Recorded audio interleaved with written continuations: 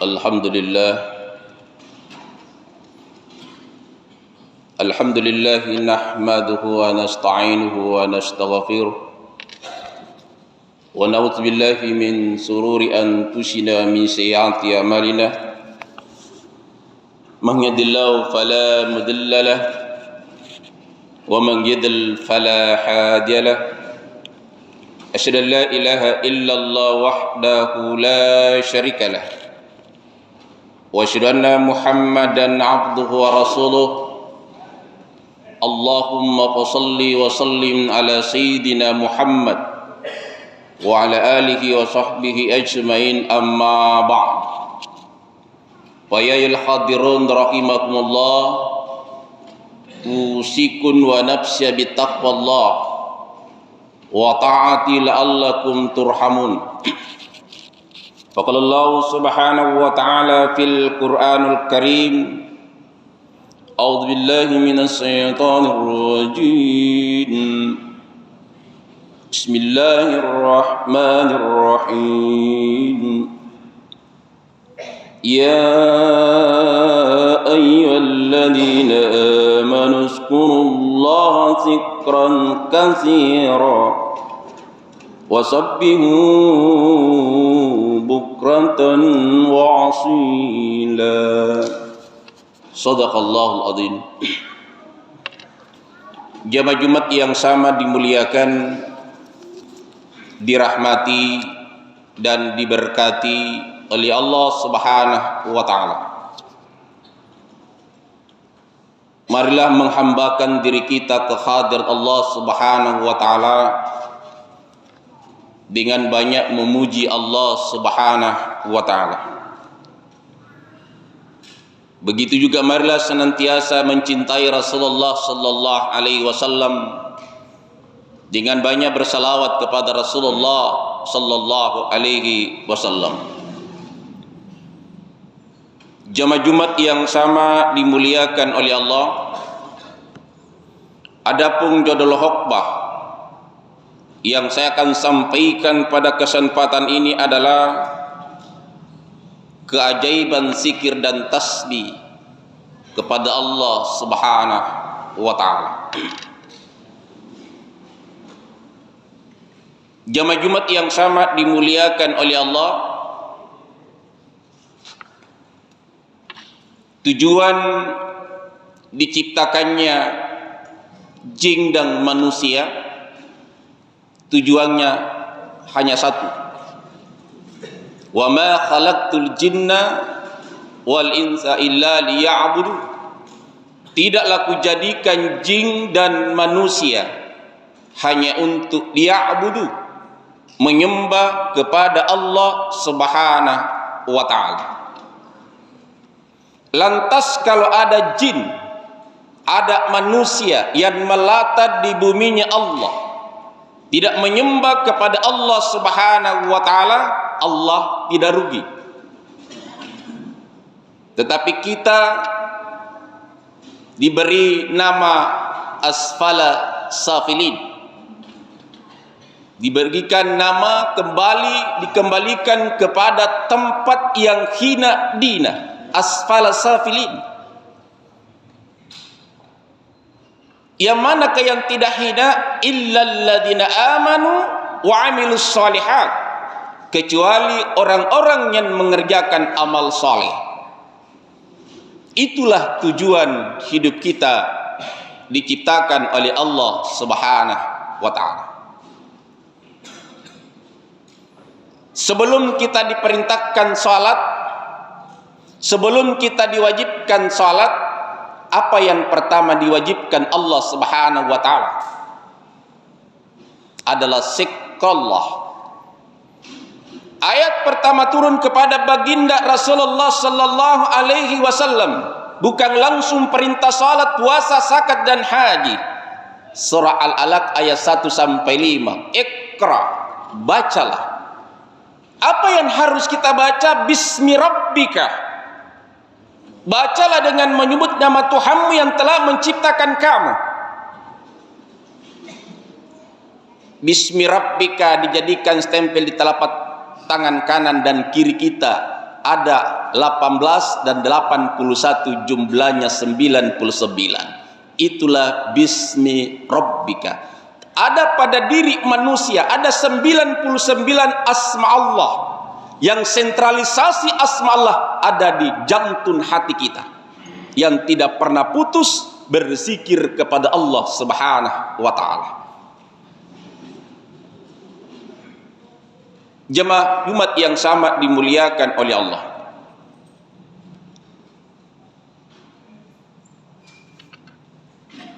Yang kedua adalah Allah Subhanahu wa ta'ala menegaskan di dalam Al-Qur'an, ya ayyuhalladzina amanu zkurullaha dzikran katsira wasabbihu bukratan wa asila. Hai orang-orang yang beriman, berzikirlah kamu kepada Allah Subhanahu wa ta'ala dengan menyebut namanya. Jadi zikir kepada Allah adalah menyebut asma Allah, namanya Allah. Berapa nama Allah? 99 asmaul husna. Zikirlah dengan sebanyak-banyaknya. Jangan pernah berhitung mengingat kepada Allah dimanapun kita berada. Jangan pernah putus hubungan kita dengan Allah melalui dengan zikrullah. Wasabbihu bukratan wa asila, dan bertasbihlah kepada Allah di waktu pagi dan petang.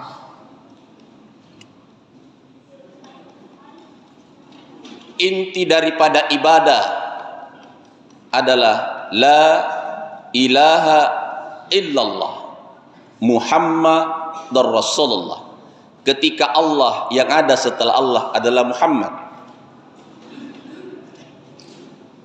Berapa huruf di dalam kalimat la ilaha illallah? Pernahkah kita menghitung kalimat tauhid itu? Kalimat ketika kita ucapkan lebih berat daripada 7 lapis langit dan 7 lapis bumi. Beratnya. Satu kali kita ucapkan kalimat la ilaha illallah, itu lebar timbangannya 7 lapis langit dan 7 lapis bumi. Tidak ada yang lebih berat timbangannya dari seluruh ciptaan Allah Subhanahu wa ta'ala adalah kalimat la ilaha illallah. Ringan diucapkan, berat timbangannya di sisi Allah Subhanahu wa ta'ala.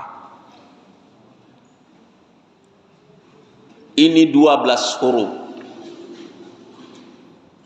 La ilaha illallah itu 12 huruf. Muhammad dan Rasulullah 12 huruf. 12 jam kita berputar setelah satu akhir dari 12. Nabi lahir 12 Rabiul Awal, Nabi hijrah ke Madinah 12 Rabiul Awal, Nabi wafat 12 Rabiul Awal. Luas tanah Mekah, Arab Saudi 12.000 kilometer. Ini bukan kebetulan, tetapi itu adalah penetapan Allah Subhanahu wa ta'ala. Itulah rahasia yang kita tidak tahu apa di balik kalimat la ilaha illallah. Dunia ini diciptakan oleh Allah Subhanahu wa ta'ala dengan kalimat la ilaha illallah. Dan ibadahnya para malaikat adalah mensucikan Allah. Subhanallah. Itu zikirnya para malaikat. Alhamdulillah, itu zikirnya Nabi Adam yang pertama diucapkan.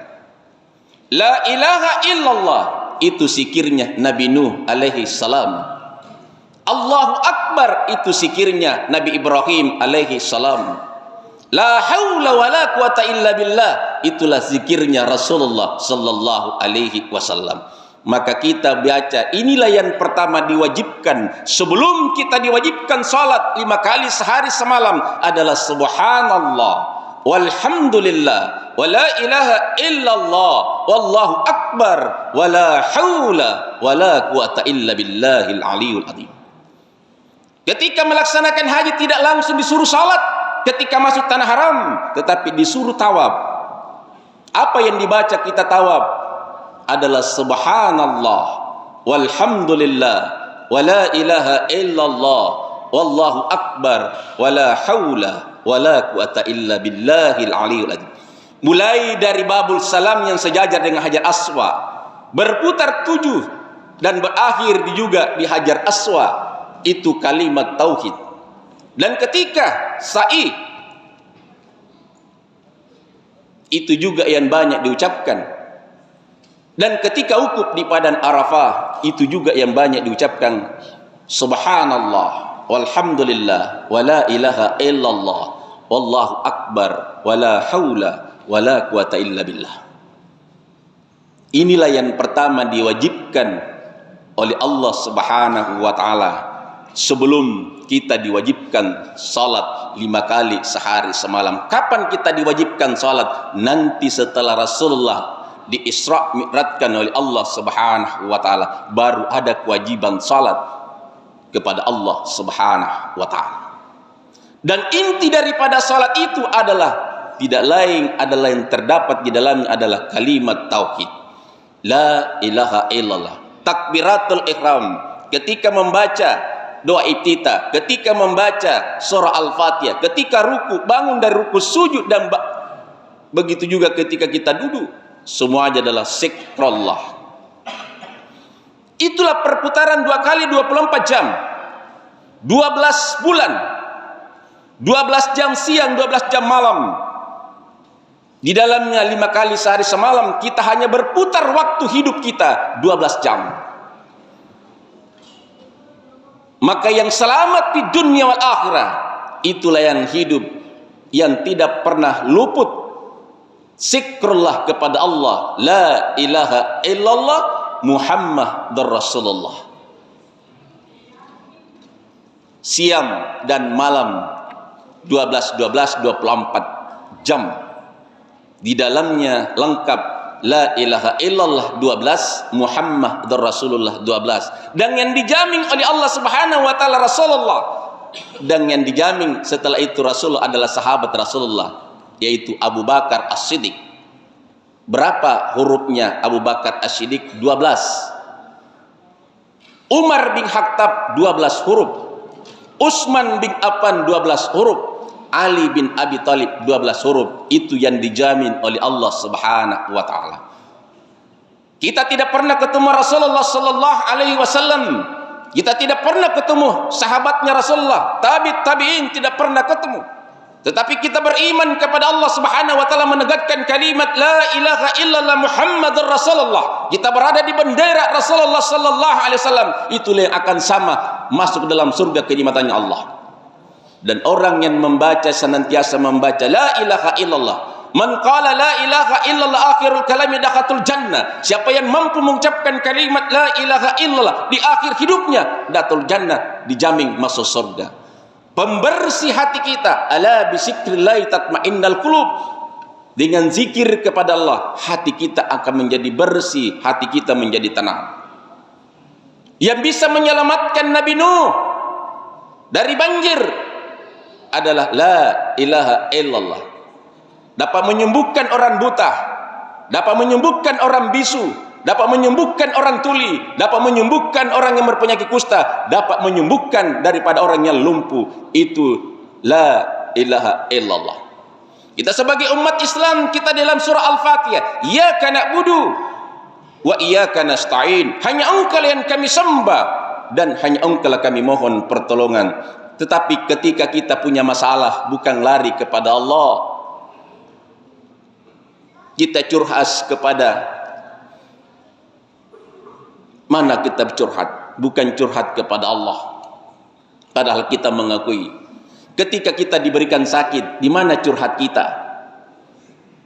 Bagaimana Nabi Ayub alaihissalam ketika dikasih penyakit, dia kembalinya kepada Allah. Anni masanni durru wa anta arhamar rahimin. Ini doanya. Tidak ada penyakit yang tidak bisa disembuhkan oleh Allah ketika kita kembali kepada pemberi penyakit itu.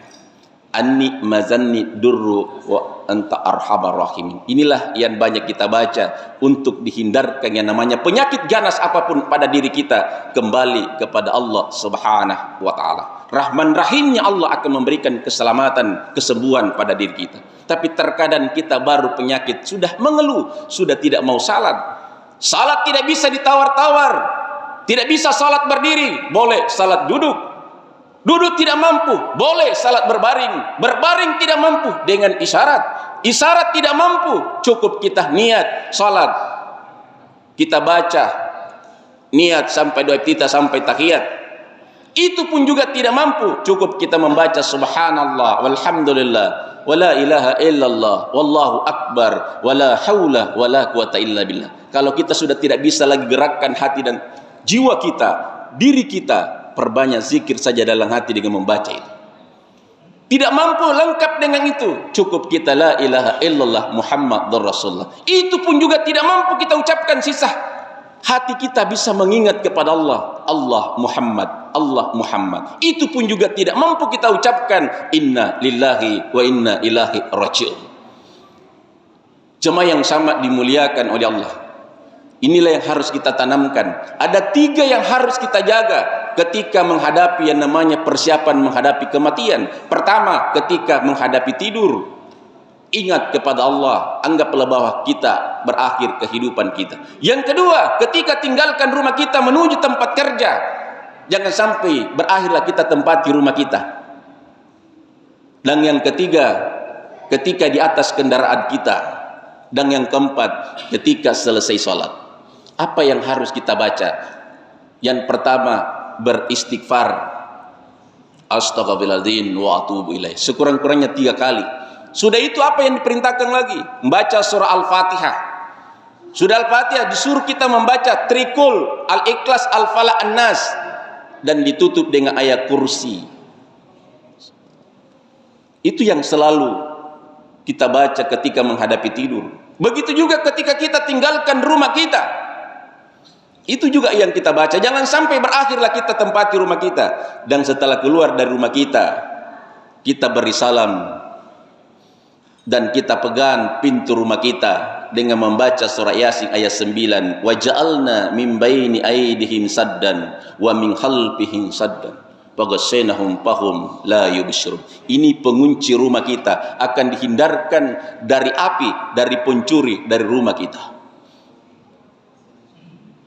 Dan pakaian kita, penangkis pakaian diri kita, akan dijauhkan bala, dari segala bala. Adalah itu tadi, Trikul dan ayat kursi. Siapa yang selalu membaca ini akan dikawal, dilindungi oleh Allah melalui malaikatnya, 70.000 malaikat yang mengawal kita. Setelah kita tinggalkan rumah kita, beri salamlah kepada rumah kita, Assalamualaikum warahmatullahi wabarakatuh. Dan kita sendiri yang jawab, Waalaikumsalam warahmatullahi wabarakatuh. Dalam falsafah orang Bugis Makassar, sudah tiba baru berangkat. Inilah maknanya. Kita berangkat dengan selamat, diberkati dan dirahmati, dan kembali dengan selamat, diberkati dan dirahmati oleh Allah. Baru kita membaca Bismillahi tawakkaltu ala Allah la haula wala quwata illa billah. Dan ketika berada di atas mobil kita, di atas motor kita, di sepeda kita, di pesawat, di laut, la ilaha illa anta subhanaka inni kuntu minadz zalimin. Siapa yang mengamalkan ini akan dijauhkan bala padanya. Jemaah yang sangat dimuliakan oleh Allah, inilah yang kita tanamkan ketika kita mau tidur, ketika keluar rumah, dan ketika selesai salat. Jangan pernah tinggalkan tempat salat sebelum Trikul dan ditutup dengan ayat kursi. Mohon perlindungan kepada Allah Subhanahu wa taala. Jemaah yang sama dimulai, itulah perputaran 12 la ilaha illallah. Dunia ini berputar di atas kalimat la ilaha illallah. Ketika tidak ada lagi hamba mengucapkan la ilaha illallah, maka dunia ini akan hancur, terjadilah kiamat. Yang selamat adalah yang mengucapkan la ilaha illallah, diampuni dosanya oleh Allah. Orang yang senantiasa membaca la ilaha illallah, diangkat derajatnya oleh Allah Subhanahu wa taala. Tidak akan ditanyakan dosa-dosanya sebesar apapun dosanya. Orang yang senantiasa berzikir kepada Allah Subhanahu wa taala. Barakallahu li wa lakum wa nafa'ni wa yakum fihi min al-ayati wa sikril hakim. wa taqabbal minna wa minkum tilawatahu innahu huwas samiul alim.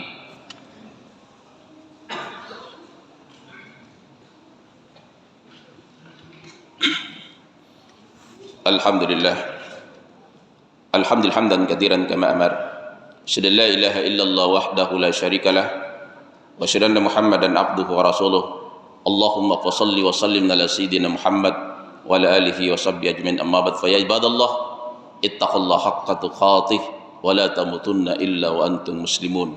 Faqala Allah subhanahu wa ta'ala fil Qur'anil Karim, a'udzu billahi minasy syaithanir rajim. Bismillahirrahmanirrahim. Innallaha wa malaikatahu yusalluna 'alan nabi ya ayyuhalladzina amanu sallu 'alaihi wa sallimu taslima. Allahumma shalli ala sayyidina Muhammadin wa ala alihi wa sahbihi ajmain. Amin. Allahumma ghfir lil mu'minina wal mu'minat wal muslimina wal muslimat al-ahya'i minhum wal amwat innaka syami'un qaribun mujibud da'wat ya kadil hajat. Allahumma rabbana zalamna anfusana wa illam taghfir lana wa tarhamna lanakunanna minal khasirin. Rabbana la tuzigh qulubana ba'da idh hadaitana wa hab lana min ladunka rahmah innaka antal wahhab. Allahumma anta rabbi la ilaha illa anta subhanaka inna kunna minadh dhalimin. Rabbana atina fid dunya hasanah wa fil akhirati hasanatan wa qina azabannar wa qina azabannar wa qina azabannar. Subhanaka rabbika rabbil izzati amma yasifun wa salamun alal mursalin walhamdulillahi rabbil alamin. Aqimus shalah.